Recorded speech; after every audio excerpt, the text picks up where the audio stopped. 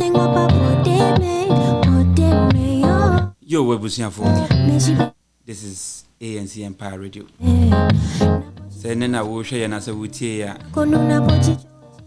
You can subscribe to our channel, like, and then comment.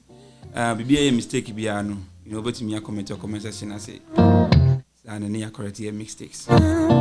Once again, this is A&C Empire Radio podcast. Once again, over to me a podcast, any podcast platform be no follow A&C Empire Radio podcast. Just don't add a podcast and then they will be fine. So, and then you say, oh, share me, and I say, who will tell me? It's not even an interview. I'll call it a conversation between myself and then a guy called Maxwell. This guy has been my friend. Can I call it acquaintance? How long? Maybe, I don't know, 4 years maybe? I've been here 8 years. How long have you been here? 6 years. 6 years. Wow. So 4. Well, okay, 4. How did we meet? Somehow, maybe, We met at M State. M State, yeah, true. And that's when I was like, I spoke the tree, and then you were like, oh, you're Ghanaian. Oh, yeah. I'm like, yes, you're Ghanaian. Right, true. Yeah. True. So, you know USA. But topic I become was and a big topic. But you have to know why is America the greatest country in the world? And they become was So that is our topic for today. So Maxwell, what do you think about this topic? Yeah, a very broad, topic. So, okay. So yeah, it's okay. A very broad topic. Why is America the greatest country? Everybody wouldn't agree to it that America is the greatest country. People also will agree to it that America is the greatest country. Yeah. To say young immigrants now you're free other countries about America. No? I mean, to say they all Ghana. No? Most of Kofani and your dreams and say especially America. Now you do have everything will be okay for us. So we had that motive, way back home. But if we do have I mean, we've been in the country and we know it's not that it's not that greatest. That's an idea who Ghana, no? So what I say. But comparing certain things or more to what we have back home, I mean it's way better than that. So to you and I, who say Hanami are the greatest country to us, because our country is not like this. So what I say. But ubemwa na say nkofo mu wo mu no na mu hu mu nim de ekoso hanum. So what I say. Which I kind of like give a kudos to the government of this country and as nkofo the pioneers of this country. So what I say. Omona ometimi establish that motive, in most of us, especially most foreigners, outside of USA, who said this is one of the greatest. And I mean, if you come here, I mean, that America speaks for itself. It's a land of opportunities. So much opportunities am I. If you are able to come here and then you utilize what they have over here now, you're gonna be the best. Okay, so let me take you back from the beginning. Right. How did you come to this country? Oh, my parents were here and they filed for me to come over here. How was the process? Was it easy? Was it hard? The process was easy. Okay, so like on your part, yes. What actually did you do? Well, since my dad had been here for like over so many years at that time, and he was at that time also a U.S. citizen. So he just, went to the USCIS website, wanted to file for the process. Yes, I know. I mean, they requested for some few information just to verify, so on the banner and all those kind of things. Oh. So I had to go through a DNA test. After the DNA test, that was it. Yeah, that's a long process. I just went to the interview. I mean, the U.S. embassy in Ghana. And it wasn't even an interview. Yeah, I just took my documents and that was it. Told me to go for my visa the next 2 weeks. So it was a very easy. What is your high level of education? My highest level, I have an associate degree in nursing. Oh, in nursing. Yeah. So you are a registered nurse. Registered nurse. That is how I understand it. Yes. Practitioner, understand. That is really big for me. So yeah. I don't understand this kind of. So I'm a registered nurse. Yeah. Walk me through the benefit of the benefit of becoming a registered nurse, and then the benefit you got along the way to become for you to become the registered nurse. Oh, okay, right. It was very. I mean, it was very easy. Okay. How easy? Easy in the sense that everything has been set up for you to succeed if you want to go that route. So I can say, you know, back home in Ghana, it's very hard education. Even getting a nursing program, sometimes it's whom you know. So that's what I say. But you don't need a recommendation from anybody. Like the states, must set here be and if you are willing to go that route, it's very easy. And then the easiest aspect of it is so more resources, infrastructure and everything to make sure, say, if you want to be a nurse, it should be very easy for you. That's my say. Okay, so I'll use myself as an example. Right. I was a student like you. Right. Yeah. But at some point I had to, pause. Not drop out, pause. Right. The main reason why I paused my school was because I had families, right? And then I live here alone. Mm-hmm. I had to work. I have to go to school, right? And besides that, I have to send money back home. Right. Okay. So, quote and unquote, life wasn't easy for me. Exactly. With you, right? You had your dad, right? You had your mom here, exactly. Yeah. Right. Between you and I, right? I haven't said much about myself, and you haven't said much about yourself. Exactly. But what do you think will be the difference between you and I in terms of the hardship and then things being easy? Right. So I said, easy part, and my car initially, say systems never home, but coming to the hard part. In the hard part in the crowd, there were two types of them. That's my say. The hard type in here, one, the okay, say, semi. I came here, my parents were over here. They had already set up the foundation for me already, So I got here. I mean, I still worked. I was going to school full time and was working full time too. I mean, but at that point, it was just an option for me. I wasn't doing it to survive or anything like that. Unlike ABI, that's another kind. You had families back home, living all by yourself. It's, say, if you see yourself in a position whereby you have to work full time and go to school full time, that could be a survival thing for you. So that's what I'm saying. ABI, I mean, you can't forgo school, but you can also forgo work.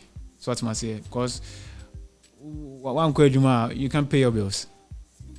Uncle school ABI now would dream up, say, your goal of completing school and so on.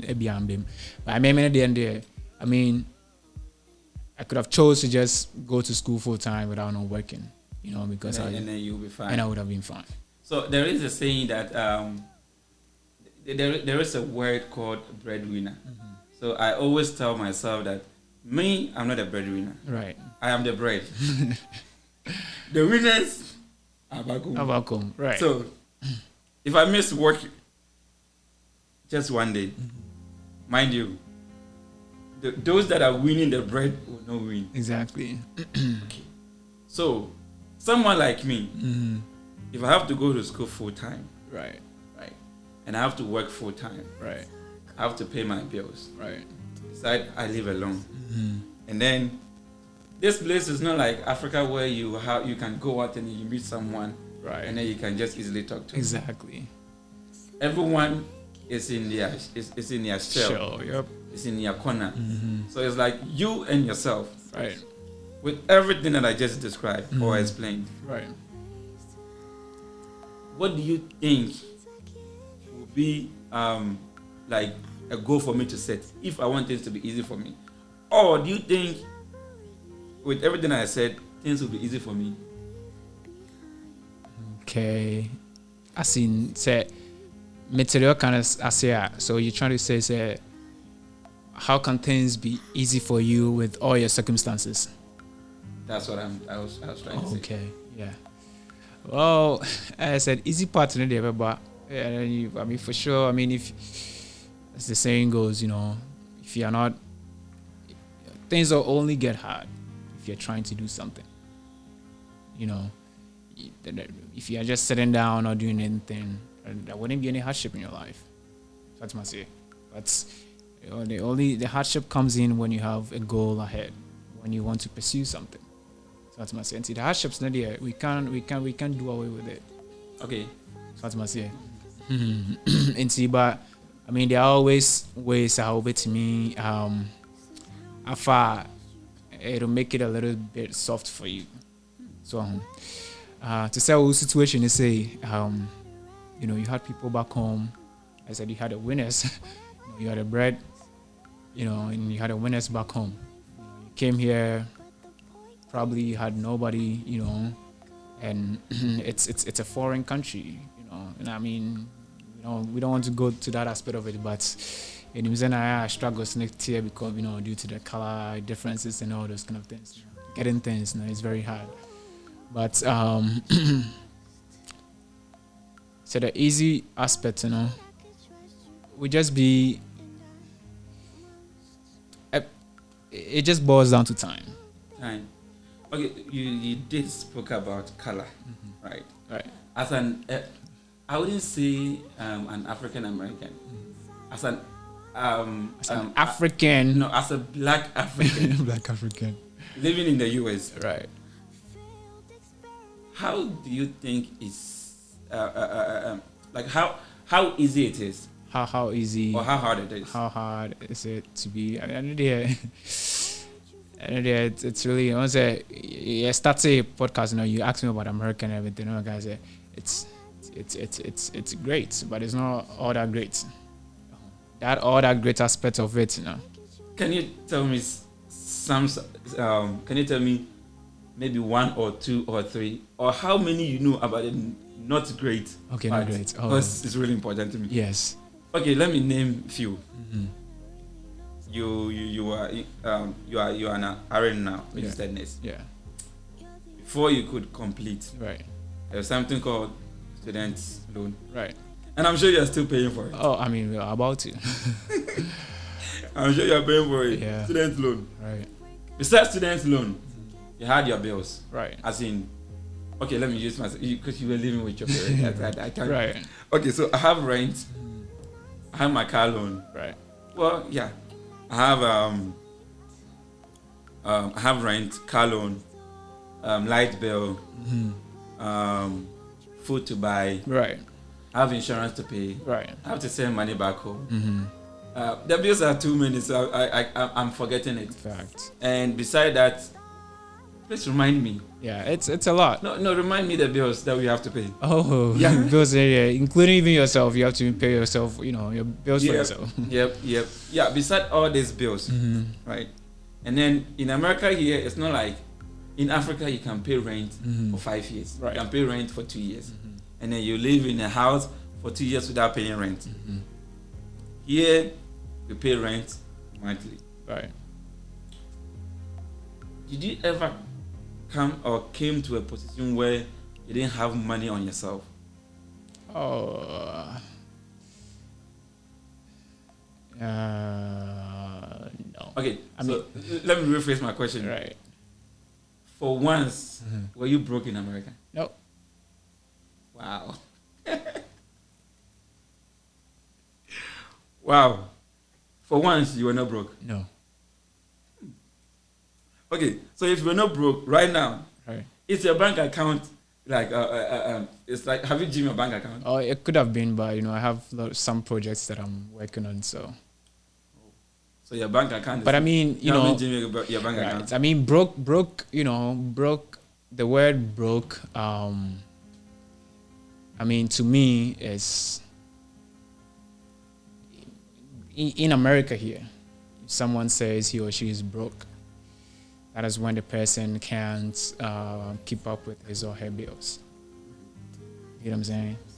Because I mean, if you have $50, then you think, okay, it's within your expenses, one wouldn't be broke. I mean, somebody can have only $50 and be like, yeah, I'm not broke. I can buy this, I can buy this, I can buy that. I'm not broke. You know what I'm saying? At the same time, somebody might have $5,000 in his or her bank account and still says that he or she is broke. That person, I envy that person. Due to the expenses. Okay. Due to the expenses. Because, I mean, we have these wealthy people that still go bankrupt. Once they have they have a lot of properties around, they have so much investment, but still, like, file for bankruptcy. That is because he or she's income is not meeting up with expenses. But as I kind of it's me $1,000. So far as the expenses no less than the income, he or she is good. He or she doesn't consider him or herself broke. See, the broke, it's very the word it's an individualized word. Okay. So back in Ghana, I won't say Africa because I'm being broad. Right. Okay, back in Ghana, right? We had it in our minds say I've retreated here.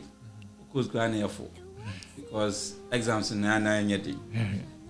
Take me through the process of exams. Exams nothing.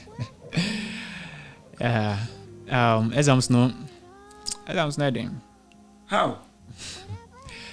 Exams nothing. Okay. But I'm on money in How? Me when in school, I mean, there were some subjects we were on very challenging.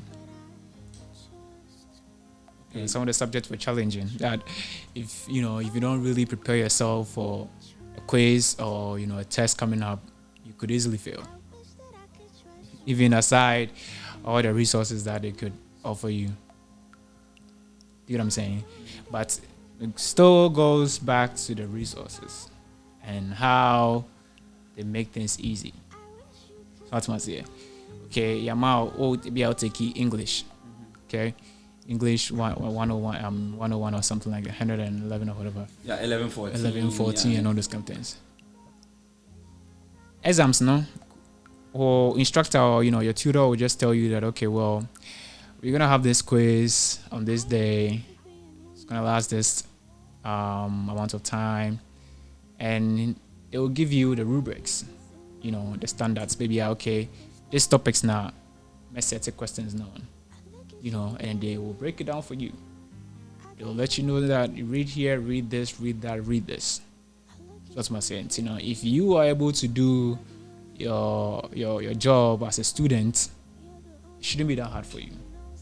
That's my say. Because America, when it comes to exams, quiz, testing people, it is not to test them to fail. Because as a teacher or as a tutor, if I'm to test my students and they fail, that means I'm not doing well as a teacher. I'm not doing my job. It's and yet teacher be a go say about testing the students, I'm a student failing. Okay, say yet to be a go obesity and I'm a student failing. In Ghana, right? Because we are Ghanaians, I'll always go back to Ghana. Yeah. Some of your teachers will tell you, maybe if you don't buy their pamphlet, if you don't buy their books, if you don't buy anything that they sell, right, for class, they can tell you that they can look into your face. That, is it that 20 minutes? Yeah. Okay. They can look into your face and tell you, I'll make sure you fail. You fail. So that's what I was saying that. Yeah, and if you say, I mean, the exams in Ghana is not really that hard, but the teachers and the people around us make things really hard for us. So what I say, just not kind. Teachers not will directly tell you into your face that, oh, I'm gonna set these exams for you guys, and I don't think if anybody should get 60% and above, then I think I have to do it. Then I think I did something wrong. So clearly, before they even give you the exams, they put fear and panic, in students, and basically telling us that, like, we can't pass these exams. To me, I'm passing exams for you. So, but I say, because of that, and a factor into it, we don't have any choice. Who are you as a student to even come up and go to a teacher and be like, no, question? No, you can't do that. Yeah, you can. Because question, you could give all the correct answers to your exams, but due to hatred and if you say, okay, you stood up to speak for yourself, and waiting grammar 0. Ghana. There was a word called Apo. Yeah. The grammar is everywhere. Oh, it's here. How? It's here, but it's. I mean, if you go, they have online resources that most of the exams are already there, and some of the teachers, as I said, the quizzes and the test over here in our schools are not for us to fail. You get what I'm saying? So teachers they don't really sit down and be like, okay, we're gonna crack our brains and put questions to students that it'll make them really think as deeply as to the point where they can't even get to the solution. They don't do that. You know what I'm saying? Because for our nursing program, the final exams for you to take to become an RN was there. That was the I have this friend who has taken the not RN, LPN, right? Who has taken like 5 of them. Exactly. And then she doesn't pass. Exactly. So that is the goal. So those little quizzes, tests we do in school and everything, it's preparing us for that final test. So what must say? Teacher now will give you all the hints. Some guys say before all my homeworks, assignments, everything, they give you the rubrics, everything. They give you hints to be like, okay, no, don't look, don't focus on, because back home in Ghana, you have a science test book over 700 pages. We don't know where the exams, where the test questions will be coming from. The teacher will let you know, say he himself or he himself doesn't know where the test questions are coming from. But he knows. So then, what do? You're caught spending hours and hours and hours just trying to compress this 700 pages of book, mining, into our brains before, which you and I know that is not effective. And making your students fail doesn't mean anything. Your life, you hear school, you call high school, you feel say they were not academically good, no. They came out and in the world they are doing so much better than people, and you feel some of your good students. There is a saying that someone said that school is not education. Mm-hmm. Yeah. Exactly. So at that time, not in Kofua, no ultimate teacher na sekakrano. They were the ones, and I said they were willing to go that above and beyond. And I said, I'm aware that natural understanding on certain things now. But it doesn't mean say, they were that smart or good students that they were. Just as you said, education is not found in schools. Being educated is your daily lives, the things you do, the experiences you do in or outside of the school.